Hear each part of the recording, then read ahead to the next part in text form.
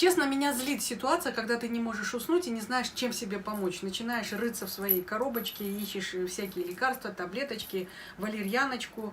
Нужно ли это делать? И на самом деле, есть ли какие-то нормальные рецепты здорового сна? Полноценный сон – это вообще одна из составляющих нашего здоровья.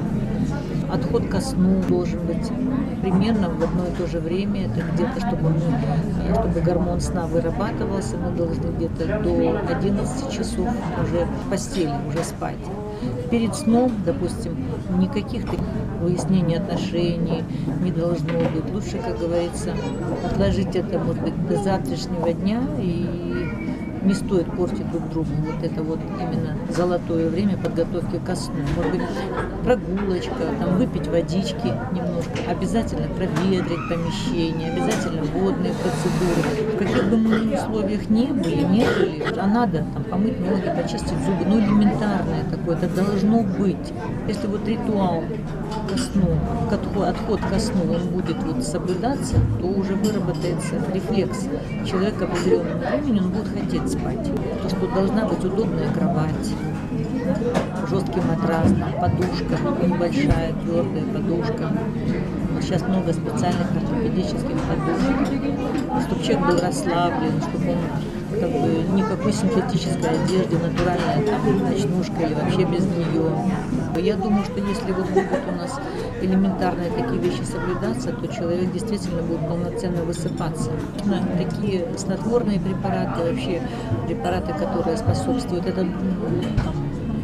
сну, засыпанию, это должен назначать только врач.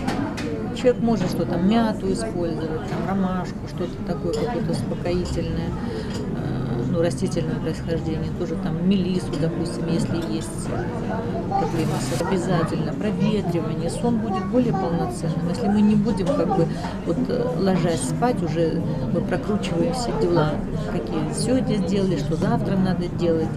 Понятно, планы у нас у всех есть, но не зацикливаться на этом, не напрягаться, а наоборот быть расслабленным. Вот уметь как-то так расслабиться, может быть, там прохладный душ, там, теплая ванна, какая-то 6 градусов, она будет способствовать более лучшему засыпанию. Потом вот считают французы, что теплое молоко, стакан молока с медом тоже способствует улучшению засыпания и способствует такому полноценному сну. Я думаю, люди, у которых имеются какие-то хронические заболевания, для них обязательно это нормализация сна. Обязательно, потому что сегодня ты не поспал, завтра ты не поспала, а послезавтра у тебя давление поднялось, несмотря на то, что человек, может быть, и препараты принимает давление.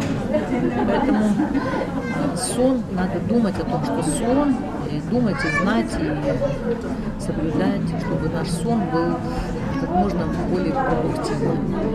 Я знаю очень много людей, которые достаточно обеспечены, то есть имеют такой